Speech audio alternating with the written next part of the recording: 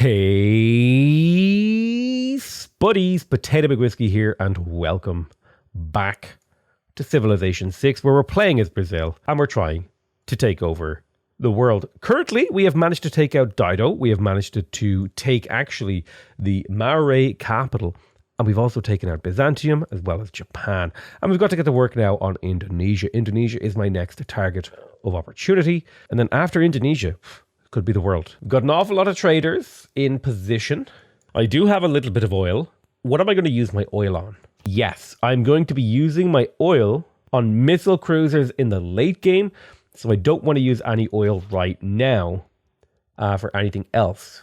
Let's rebase an airplane to Antioch to act as Overwatch on this. I'm kind of tempted to try to take Okayama and use that as another base. Although I could alternatively actually just like rebase to somewhere like Daddy Morbus. Why are you lulling me? Why are you lulling at me about Antioch's placement? I didn't settle the city. I conquered it, okay? I conquered the city. I took the city from a weaker player.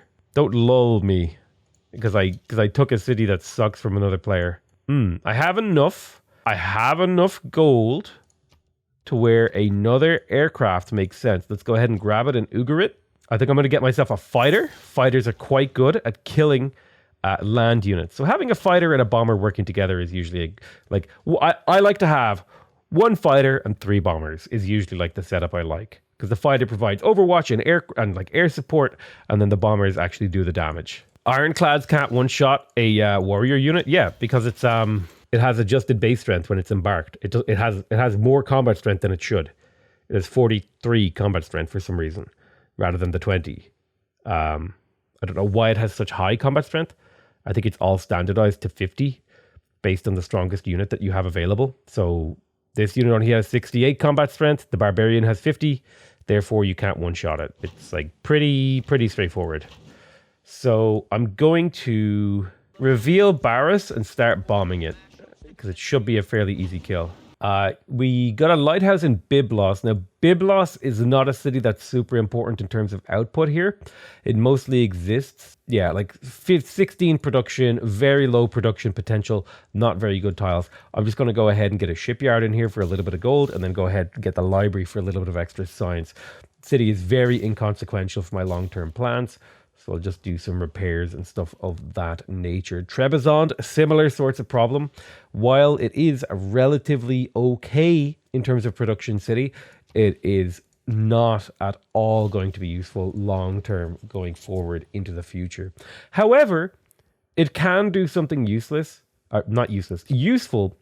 like producing privateers. Privateers is the default project. If I don't feel like doing anything else with a city, producing privateers generally is not important enough to use a strategic resource on. And it doesn't matter if it never finishes it. It just does not matter, right? We got our fighter. Let's go ahead and rebase over to Gorilla Hose.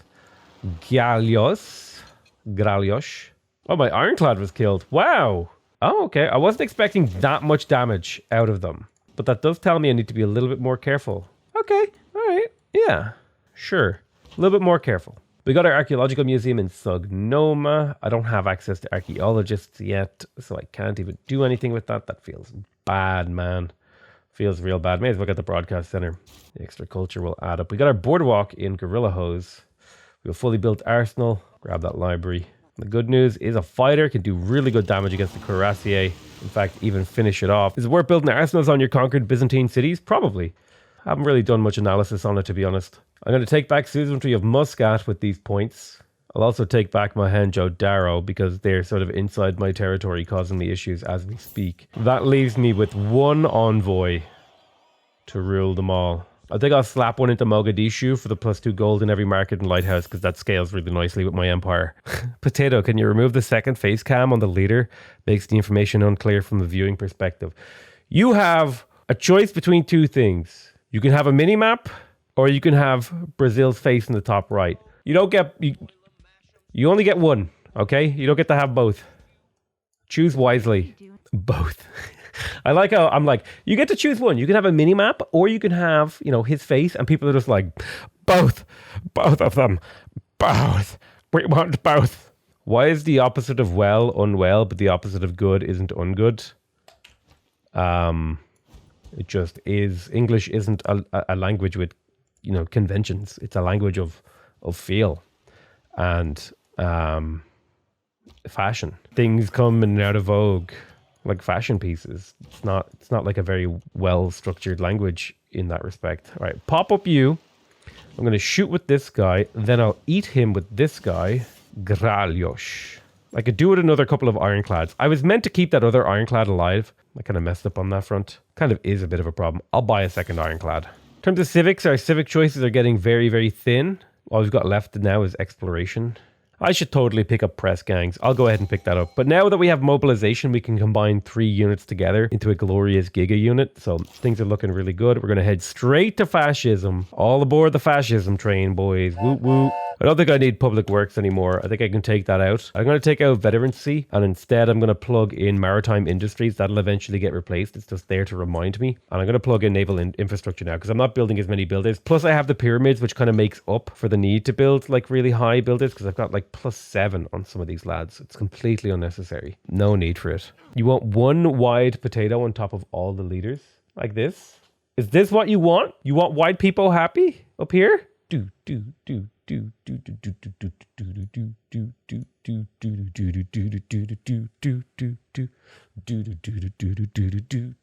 Is this what you want? No. Let's go back to the way it was. I kind of liked it the old way. Oh god, he's got submarines. I don't want submarines in my room. Bomb them. Let's take the city. Boom. It's not meant to be the first city that I take. Loyalty is too bad in here to really hold it for more than a turn or two. If I combine these, that'll give it health to survive. Yeah, I need to get rid of these nuclear subs because they just do too much damage. Grants 3 oil per turn. Thank you so much, rocker fella. Oh my god. And 3 random tech boosts. I don't want the random tech boost. I want someone more useful. Mary Leakey, no, you're usually so good, but you're so terrible in this context. 1,000 science and 1,000 culture. That seems pretty good. I'll spend 1,000 faith on that. You know what? That was 3 great scientists I potentially got this turn, theoretically. Let's work on those privateer armadas. Boom. Combined arms. Thing of beauty. So now we have access to aircraft carriers, so we'll be able to do more interesting things with our aircraft carriers. We'll be able to carry around aircraft quite easily now. Now that we have access to the aircraft carrier, our next step will be to go to electricity and to computers and probably to nuke subs, or, and hear me out on this one, or we can go for offshore oil rigs and rush down missile cruisers and jet bombers. I think I'm gonna go. I think I'm gonna go. At least pick up electricity for seaports.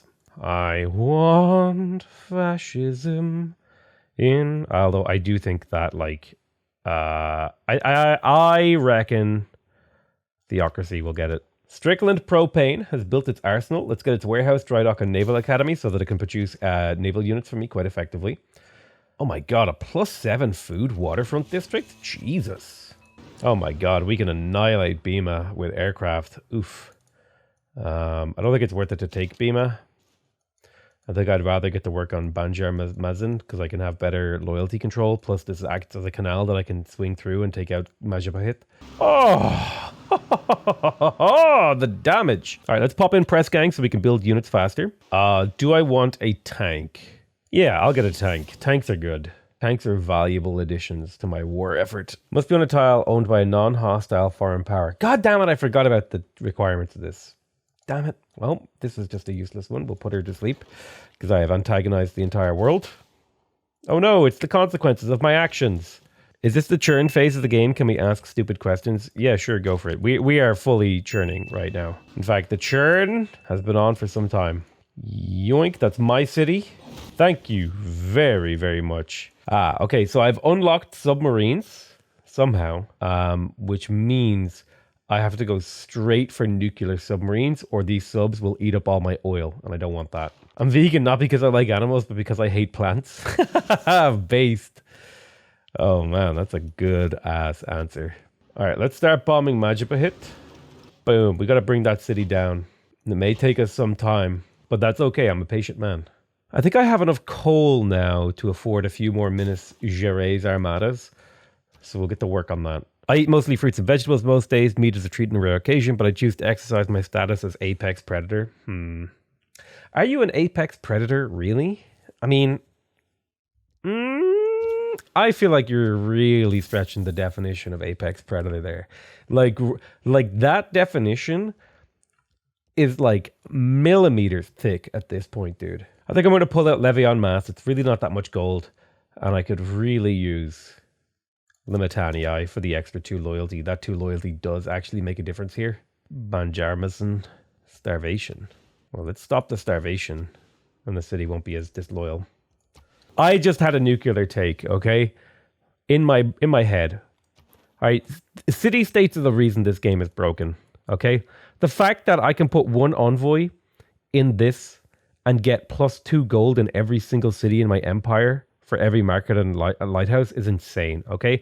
This should only scale off of 3 things. Your capital city, your government plaza, and your diplomatic quarter. You should only ever get this bonus 3 times, okay? And then you double that bonus if you're suzerain, okay?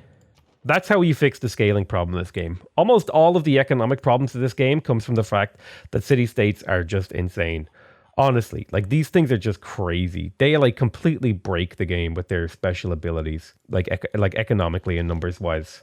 Now, don't get me wrong, that's kind of cool. But if you wanted like a way more chill, more economically balanced game, that's what you would do. You would make them scale off of only 3 districts. Or 3 things. The palace, the government plaza, and the diplo plaza. So I've actually got positive loyalty here in Bima, which is quite a feat. So I'll be able to hold that city for a good while. Oh, okay. Looks like this nuclear sub just annihilated one of my privateers. But that's okay. The privateers are kind of there also to absorb hits like that for me. And I can use my my actual fighters here, who are really, really good at fighting units, to deal with the nuclear submarine. That's a nuclear submarine too. Make sure we're killing any units that can do damage to our fleet. Anything that can actually slow us down needs to die. It would be good to get a destroyer. The city is beginning to collapse. I do have access to destroyers now. These nuclear submarines are becoming a bigger and bigger problem. They're running around, hitting me in the back. I have to absolutely smash open their cities this turn. I can get it with the tank. Beautiful. We got their capital. It's a big win. Big win. Their follow-up cities should be far much easier to conquer because they're not nearly as well defended. Mataram will be the only city that gives me anything resembling resistance. We got an airport in Ugarit, so this is definitely where we want to produce our airplanes now. I think I'm just going to consistently produce bombers in here now. Well, I think it's like 1, 2, 3 bombers, and then for every 3 bombers, a fighter. So we'll slowly produce an air force out of there. Capturing that city did give me access to another diplomatic policy card. And I do think colonial taxes is the obvious choice here. Production, probably diplomatic league should have come out a long time ago. And instead I should plug in merchant confederation. This is like an extra 100 gold per turn. I was just being lazy about my policy cards. Let's be real. Not that it like made a massive difference to my game, but it's probably something I should have been optimizing for. I super need to get rid of this, this nuke sub. John Curtin, man, he is launching that Earth satellite, so he's got to be high on the agenda to kill here. Probably going to have to use nukes to take out Australia, to be honest. I don't know if there's going to be much else I can do. His science is just crazy. 510 per turn. It's going to be a nuclear war for sure on the John Curtin side of things. Start hitting Mataram. I'll take turn 8. Boom. Done. Easy. Mataram will fall very quickly. All right, lovely. There is computers. That's on the way to nuclear subs, which is where we want to be heading. I have nothing that I want to spend my governor titles on right now. Maybe contractor with Reina, but like, it's like if I want a neighborhood. Submarine Armada can now be sent internationally to start doing damage over here, like in Tuban. I can start pillaging all their coast here. They can't really defend against it. The Submarine Armada. Quick, you've got 2 turns to get the golden era points. Dude, we blew way past that limit a long time ago. Oh my goodness. I wasn't even really paying attention to that until you said it. And now I can see we got the points, baby. So once we take Barros, I think that's pretty much the loyalty in this area secured, essentially. Then we're just going to take Badung and Jambi. And then we're good to go to move on to Tuban with our fleet and blow our way through the Netherlands. We'll probably hit Australia last, just for the tension of the thing. Usually I take out my strongest opponent first, but somehow that seems wrong to me in this particular game. I'm inheriting a lot of really high quality cities. Like they're really good infrastructure. They're just low pop is the problem that they have. Huge potential. Hey, McWhiskey, I'm very new to the game. I was wondering how to progress fast. How do you mean by progress fast, PinRP? just to learn the game. Probably the fastest way to learn the game is to play it on online speed on the lowest difficulty, and then just try to play through a full game to completion. Try to win the game on one of the victory conditions. Probably play it on the lowest difficulty, go for a domination win. You'll discover a bunch of red numbers and weird problems, and then that'll be the stuff that you Google for your next game. Just play until you can't play anymore. On online speed with some domination civ. It's about to be a world war, baby. Here it comes. Oh, yes. Bring your fury down upon me. Every single military emergency just passed against me. The ongoing target is Pedro, Australia, Portugal, Indonesia, Spain, and Norway. Bring out all your dead. We are here to fight them all. I'm going to go ahead and take Heartbeat of Steam again because it's really, really value. Tempted towards 2 arms, but I think Heartbeat of Steam just is better. Barras has fallen. Indonesia is mine. Now, if we take a look at the political situation on the map, Norway is my mortal enemy, as is pretty much everyone else. Only the Ottomans, the Dutch, the Germans, and the Mare remain not my enemy. So I think I can leave these guys alone. I don't think they're strong enough to really matter. I think the real person who I need to deal with is Australia. Once I have nuke subs, I'm going to be going for Manhattan Project. And after Manhattan Project, we'll go for Missile Cruiser and Jet Bomber. And that's the order of technology we're going for. Maybe we'll detour for Giant Death Robot eventually. But that's it. We are in the late game. It is time to start just going for the throat. So you see some of these like more useless cities that I'm conquering that only have like 7 production, but they still have districts. I'll just go through. I'll repair and build some basic infra, but like otherwise, yeah, just make projects for me. I'm not worrying about building up those cities. Those cities are trash and they will remain trash, and I have no interest in improving them. What does encampment training do? Encampment training converts 15% of this production number into gold, and then when the project is completed, this number here gets converted into great general points. So this, if I were to finish this in 11 turns, I would get about 37 great general points because it's a 15% conversion. Last time I checked. Now I haven't checked these numbers in a very long time, so take that with a pinch of salt. There may be up-to-date science on it, but I remember doing the science back on release. Probably should do a video on city projects. How close are we to our first aircraft carrier? We're really far away, actually. Oh my god, why are these taking so long? How much to buy an aircraft carrier? 4k. Is Nagasagarmu in this game? What civ would you like to see in Civ 7 that isn't already in Civ 6? Ireland. Give me my homeland, my sweet little Ireland. Another city falls. Thank you. They're in the game. They're objectively not in the game, dude. 2 is in Valletta. Oh, I misunderstood what you were saying. Weird. So you can't search for city-states the way I thought you could. So you have to know a resource that they have. You can't just search for a city. Annoying. Very, very annoying. I like how every now and again someone joins the chat and they're like, what civ are you? And then if you zoom in over here, it's just me again. Hey, how are you? That's right, we're playing the potato civ. Brazil. Hot take, you should be able to run missions to liberate your own spies. With the spy. You should be able to break him out. All right, let's go to fascism. We want that +5 combat strength and the war weariness reduction, as well as the 50% production towards units. Third alternative is really, really powerful as well for the +2 culture and +4 gold from each research lab, military academy, naval academy, coal power plant, oil power plant, and nuclear power plant, as well as martial law, giving us even more loyalty and less war weariness. Totalitarianism, fascism it is. Let's go, boys. Let's all be fascists. Da, da, da, da. Hey, I almost have the money to buy an aircraft carrier. Let's make some more of these Minas Gerais. You have lots and lots and lots of coal, and they will be rocket arties. Britain. Oh, it only boosts tiles in this city. Huh. Placement of this is more important than I thought. Shiver me timbers. Air. Let's deploy the fighter over Jambi. This gives me vision for my bombers to smash the city. Boom, boom. I want you in my room. Kaboom. Kaboom. It's not safe. Well, I have to have someone attack the city. Kilwa is here. Finally, I get to steal the Kilwa that she stole from me all those years ago. What else do I want? I probably will be good. Man, The city's production is not nearly as good as I thought it was. What the hell? These units are just expensive is the problem. Dance, dance. That song is stuck in my head. That stupid, like, TikTok meme song that people have been... I know it's not a meme song. I know it's not a TikTok song, but still. We're going to plug in 5-year plan. Double adjacency. Hell yeah. And then economic union again. Money, production, all good things. You know what I really need? I really need boat production card. I need to get Cold War. Once I have international waters, my naval unit production is going to go off the chain, actually. So I think I'm okay with slowly producing a couple of destroyers here or there. Spec Ops unit. Destroyer. You almost have nuclear subs. It's going to be a game changer. 175 faith from a coastal raid. Beautiful.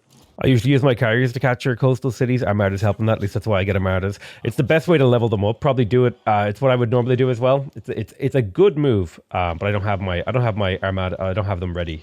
Can you kill?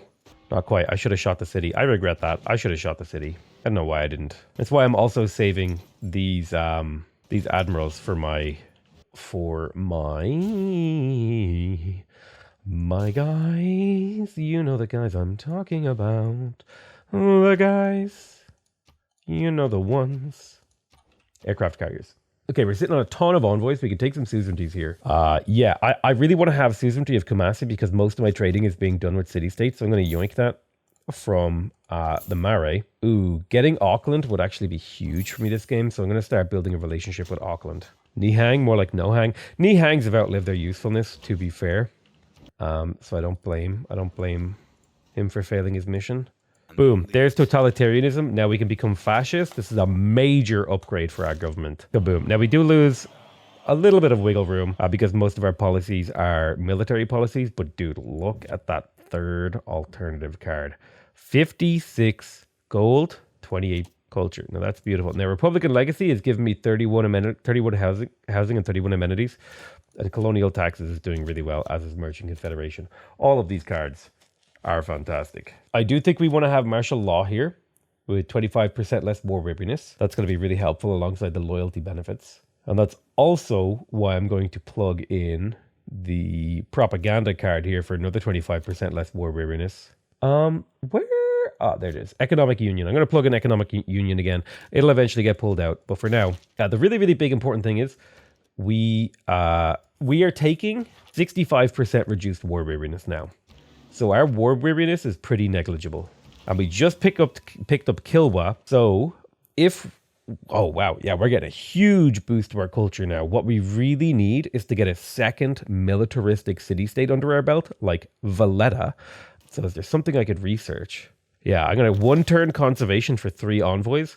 And that'll make it easier for me to make friends with Valletta. And that would give me a 15% unit production bonus across my entire empire.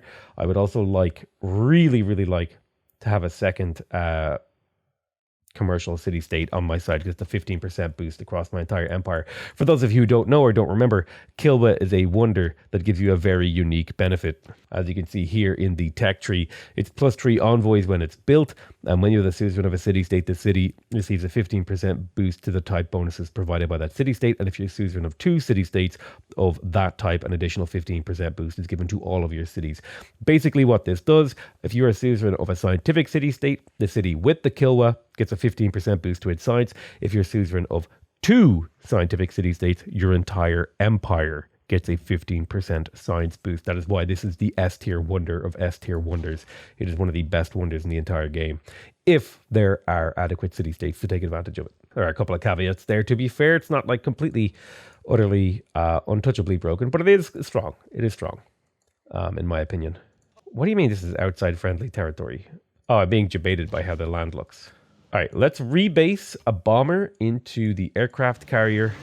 So I have suzerainty of Muscat. I'd like to be suzerain of Valletta because that's a military production boost across my empire. I do want to work on suzerainty of Zanzibar as well, but that'll be a long-term goal. So I've got a bomber inside my aircraft carrier. I'd like to get a second bomber. So now I've got 2 bombers in here. I'm going to use one of my admirals to boost this aircraft carrier so that I can carry another fighter.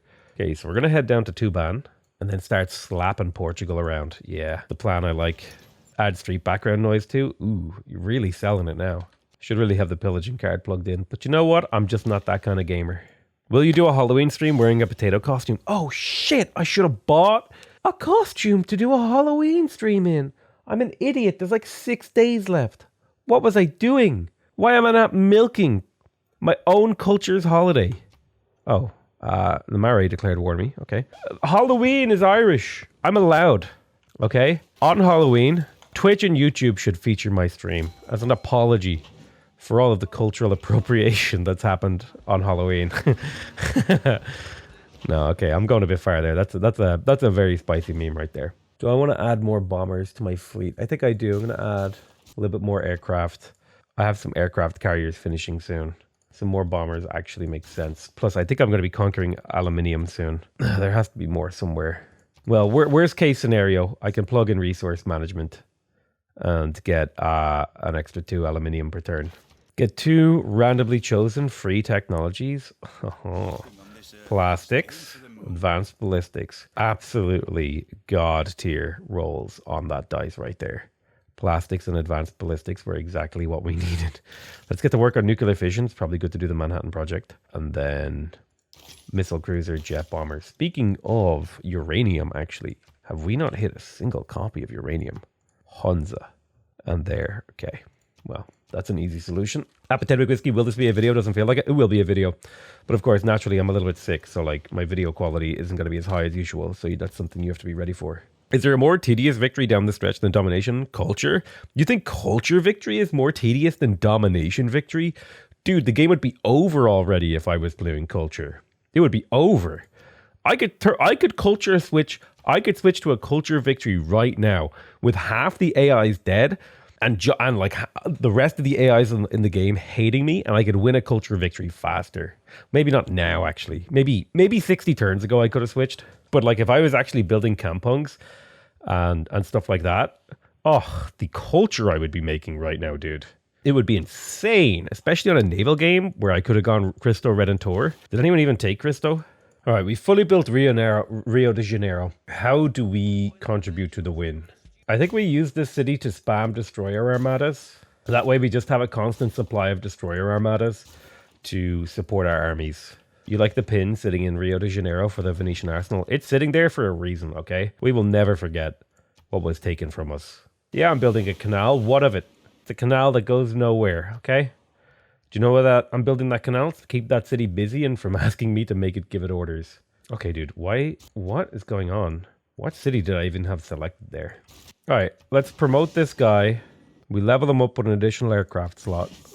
You rebase into him, and now we've got our full complement of troops of flying units inside this aircraft carrier. It's Bones Day, folks. I hope good vibes cross your path soon. Bones Day. Bones Day? Think of Noodle as a 4-legged moon ring.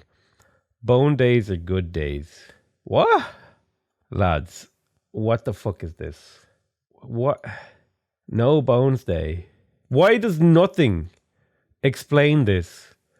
What is a Bones Day? Think of Noodle as a 4-legged moon ring. What the fuck does that mean? The internet's gone too far. We need to go back. Return to monkey. All right. We've people have spent too much time online. Nothing makes sense anymore. It's all over. Okay. All right. What does that mean? It's not even, you know what? It's probably something cute. Okay. Well, my problem is, here's the problem with the modern internet. Okay. Hot take incoming. Here's the problem. Back in the day, there was like, maybe like a few websites. Okay. Here's Google. Okay. Now I'm talking, this is like post BBS, those stupid fucking bulletin board systems where you had like Rotten. If you wanted to see messed up stuff, you had like Bebo, Yahoo, MSN, early social media, right? And then you had like meme websites, and then you had like tutorials, and then you would have like random websites. And you could like from Google, you could find information about most of these things pretty easily. You could be like, okay, how do I get to rotten.com? And then you'd have stuff like LimeWire, okay? Now here's the problem. All this shit would explain itself on the page, okay? It all made sense. Now you've got this postmodern hellscape where there's not just one place where you can get your information. All of these places are now interconnected. You've got Facebook. That's a source of information right there. And then you've got Google. You've got Insta, which these have like a double link because they're connected. But then there's like fucking TikTok now.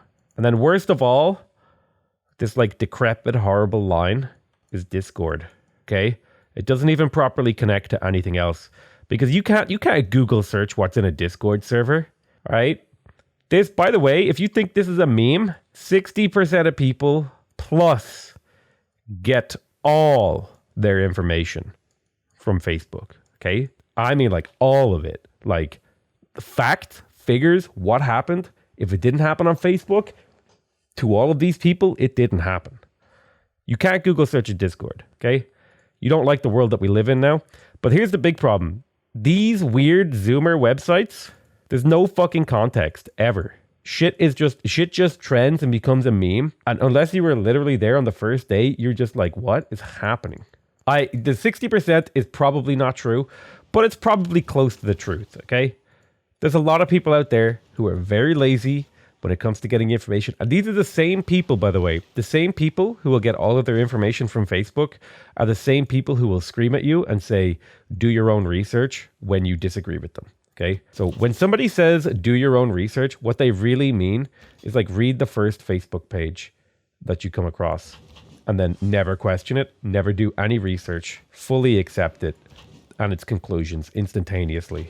That's what they're actually saying, by the way. And you know I'm right. You're all sitting there and there's like a couple of you doubting, but the people who've been on the internet long enough know I'm right. Guys, can we copy paste? I mean, you can do whatever you want in the chat. Like, you can do it. It might not end well for you. Like, that's, you gotta take that chance. You know what I mean? That's up to you. That's a choice you make.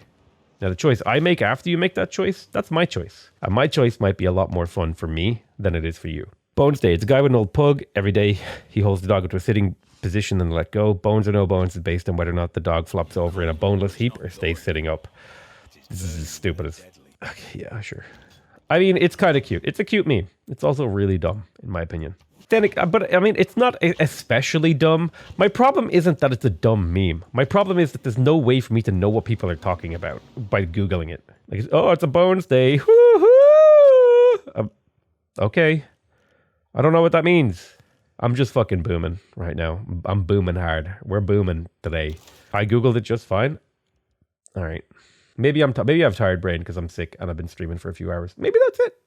Give me the benefit of the doubt, okay? Give me the benefit of the doubt. I'm booming, okay? Boomer here. It would be good to have a constant supply of nuclear submarines. Also, can we just agree that having to click this down arrow every time you want to queue up a nuclear submarine is just completely unnecessary to the process? It's wholly superfluous. Superfluous? I dispatched it with superfluous alacrity. I am very smart. I don't care about Levy en masse. Third alternative is fantastic. Limitanii is great, although I could probably get rid of Limitanii at this point. I do want to plug in containment. I'll plug in containment over Merchant Confederation so I can use my envoys more. It's so I can faith buy giant death robots. The rabbit is eating your bed. I can see it in the mirror. I can literally see. The rabbit is behind my desk. I can see her eating hay right now. All right, nuclear submarine. I'm at war. These are meant for pillaging. I need like a good coastline to pillage. Norway. Okay, I think I'm coughing a little bit too hard to continue recording. But we're in a really, really good position. Our fleet is, well, I'll kill Indonesia first, actually, before I end the video. To attach to min-maxing or my version of it, a government plaza without +4 adjacent districts, unthinkable. You gotta just let go and accept mediocrity, dude. It's the best way. But the only reason I am as good at the game as I am is because I brute force and finish my games. Most people just give up after a certain point when they've won or whatever. All right, but with the death of Indonesia after we have taken Tuban, I'm going to call that the end of this episode. I love you all very much, and I'll see you guys next time. Bye-bye.